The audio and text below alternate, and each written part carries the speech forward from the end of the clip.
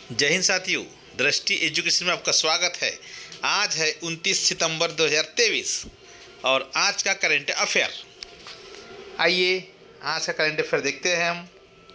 सभी प्रतियोगिता परीक्षाओं के लिए अति महत्वपूर्ण जानकारी इस पैकेज में आपको कॉम्बो पैकेज दिया जाएगा, जिसमें प्रमुख अंतर्राष्ट्रीय हेडलाइन, उसके बाद में एमसीक्यूज़, उसके बाद में अंतिम जो रहेगा वन लाइनर फैक्ट आपको दिए जाएंगे। तो यह 3 रूप में करंट अफेयर बना है, जो हर एक एग्ज़ाम की दृष्टि से अति महत्वपूर्ण है।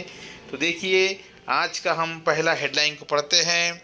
आज की पहली हेडलाइन क्या कहती है, तो ये देखिएगा। पहला, चीनी अनुसंधान जहाज की श्रीलंका दौरे पर चिंताएं बढ़ी है। तो भारत की अगुवाई के बाद संयुक्त राज्य अमेरिका ने अक्टूबर में श्रीलंका में एक चीनी अनुसंधान पोत की योजनाबद्ध यात्रा के बारे में चिंता व्यक्त की है। सियान 6 नाम का यह चीनी जहाज हिंद महासागर में 80 दिवसीय ऑपरेशन के दौरान वैज्ञानिक अनुसंधान परियोजनाओं को शुरू करने के लिए तैयार है, जिसमें 13 अनुसंधान टीमें शामिल हैं। राजनीतिक मामलों की अवर सचिव विक्टोरिया न्यूलैंड और श्रीलंका के विदेश मंत्री अली साबरी के बीच हाल ही में हुई बैठक में अमेरिका ने चीनी अनुसंधान पोत की आगामी यात्रा के बारे में अपनी आशंकाएं व्यक्त की है। साबरी ने अमेरिकी अधिकारी को आश्वासन दिया है कि श्रीलंकाई बंदरगाहों पर जाने के इच्छुक सभी विदेशी जहाज़ों के लिए नव स्थापित मानक संचालन प्रक्रिया का पालन करेगा। जी हाँ, अगली headline, the man from uncle. अभिनेता डेविड मैकलम का 90 वर्ष की आयु में निधन हुआ है। तो डेविड मैकलम, जिन्हें द मैन फ्रॉम अंकल के नाम और NCIS में उनकी भूमिकाओं के लिए जाना जाता है, इनका 90 वर्ष की आयु में निधन हो गया है। मैकलम का 1950 के दशक से शुरू हुआ 7 दशकों का एक सफल अभिनय करियर था। उन्होंने द मैन फ्रॉम अंकल में इलिया कुराकिन के रूप में अपनी भूमिका के लिए अंतर्राष्ट्रीय ख्याति प्राप्त की है और बाद में NCIS में मेडिकल परीक्षण डोनाल्ड डकी मलाड के रूप में प्रशंसकों के पसंदीदा बन गए हैं। डेविड मैकलम, जो 1960 के दशक में द मैन फ्रॉम अंकल में रूसी जासूस इलिया कुराकिन की भूमिका निभाकर टीवी के सबसे बड़े सितारों में से एक बन गए थे। Next point, headline, Arunachal Pradesh में 3 हवाई मार्गों पर अक्टूबर में विमानों का परिचालन शुरू हो जाएगा। इस साल अक्टूबर में अरुणाचल प्रदेश में 3 हवाई मार्गों पर विमानों का परिचालन शुरू हो जाएगा। अरुणाचल प्रदेश के लोहित जिले के तेजू हवाई अड्डे पर, यह है तेजू हवाई अड्डे पर स्थापित नए अवसंरचना का उद्घाटन करने के बाद सिंधिया ने कहा है कि केंद्र की उड़ान 5 योजनाओं के तहत होलोगी के डोनी पोलो हवाई अड्डे से नई दिल्ली के बीच उड़ान सेवा शुरू की जाएगी। इसके अलावा ईटानगर से असम के जोरहट के बीच एक, ईटानगर से पूर्वी सियांग के रूसिन के बीच विमान सेवा शुरू की जाएगी। तेजू हवाई अड्डा अरुणाचल प्रदेश में डोनी पोलो, पासीघाट और जीरो के बाद चौथा और पूर्वोत्तर में 17वां नंबर का हवाई अड्डा है।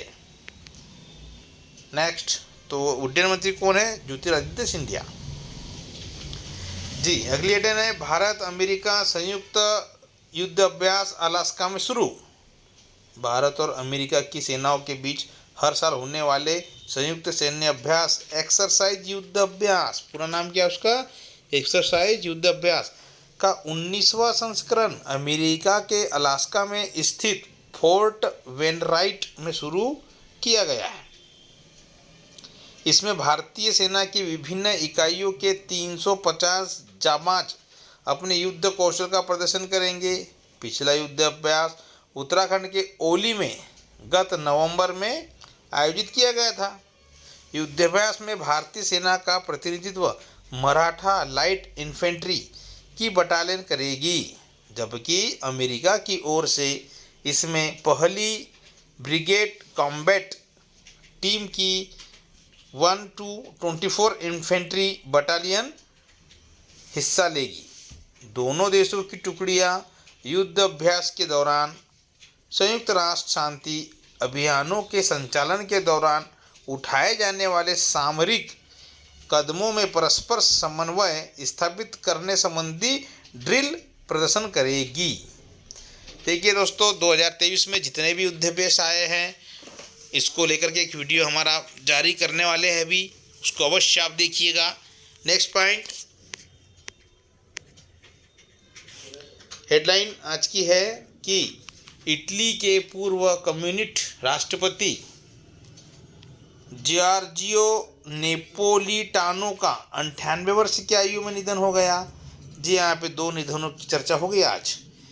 तो जियोर्जियो नेपोलिटानो इटली के राष्ट्रपति पद तक पहुंचने वाले पहले पूर्व कम्युनिस्ट और सबसे औपचारिक पद के लिए 2 बार चुने जाने वाले पहले व्यक्ति का निधन हुआ है। वह 98 वर्ष के थे। इटली में पूर्व अमेरिकी राजदूत रिचर्ड गार्डन ने 2006 में जब नेपोलिटानो को पहली बार राज्य के प्रमुख के रूप में चुना गया था, तो जियोर्जियो नेपोलिटानो, जिन्होंने 2006 से 2015 तक इटली के राष्ट्रपति के रूप में कार्य किया है, देश के राजनीतिक परिदृश्य में एक महत्वपूर्ण व्यक्ति थे। उन्हें इतालवी इतिहास में इस पद पर दोबारा चुने जाने वाले पहले राष्ट्रपति का गौरव प्राप्त है। मतलब इटली में 2 बार यदि कोई चुने गए हैं तो ये आदरणीय महोदय जी, जिनका अभी निधन हुआ है। नेक्स्ट हेडलाइन, एशियन गेम्स 2023 और साम्रा ने जीता इस स्वर्ण पदक। जी हाँ, बहुत जल्दी एशियाई गेम वाला वीडियो भी हमारा आने वाला है। ठीक है, तो जब समाप्ति होगी तो पूरा एक कम्बो पैकेज आपको मिलेगा जो बड़ी महत्वपूर्ण जानकारी लेकर आएगा। ठीक है, तो एशियन गेम्स 2023 सिफ्थ और कौर साम्रा ने जीता स्वर्ण पदक। देखिए, चीन में खेले जा रहे एशियन गेम्स में भारतीय टीम को एक और बड़ी सफलता मिली है। भारतीय खिलाड़ियों ने एक और गोल्ड मेडल जीता है। शूटर सिफ्त कौर समरा ने 50 meter rifle 3 position single event में गोल्ड पर निशाना साधा है। सामरा ने विश्व रिकॉर्ड स्कोर के साथ पदक जीता है।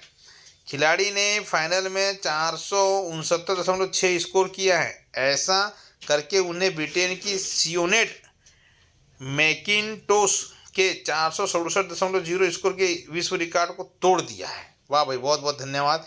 सिफ्त से पहले देश की महिला शूटर्स ने 25 मीटर एयर राइफल में गोल्ड मेडल जीता है। भारत की तरफ से इस इवेंट में मनु भाकर, ईशा सिंह और रिदम सांगवान ने भाग लिया था। इन तीनों से काफ़ी उम्मीदें थी और इन्होंने किसी को निराश भी नहीं किया था। नए नए सितारे नई नई ऊर्जा के साथ में आते हैं, नए नए रिकॉर्ड बनाते हैं। बहुत बहुत बधाई आपको। 7वां हेडलाइन है आज की कि नासा ने ओसिरिस रेक्स मिशन के जरिए क्षुद्र ग्रह बेन्नू का नमूना पृथ्वी पर उतारा है। वाह भाई वाह, क्या बात है। नासा ने हाल ही में एक महत्वपूर्ण उपलब्धि हासिल की है। दरअसल अमेरिकी अंतरिक्ष एजेंसी का एक कैप्सूल क्षुद्र ग्रह बेन्नू का नमूना लेकर हमारी पृथ्वी पर उतर आया है।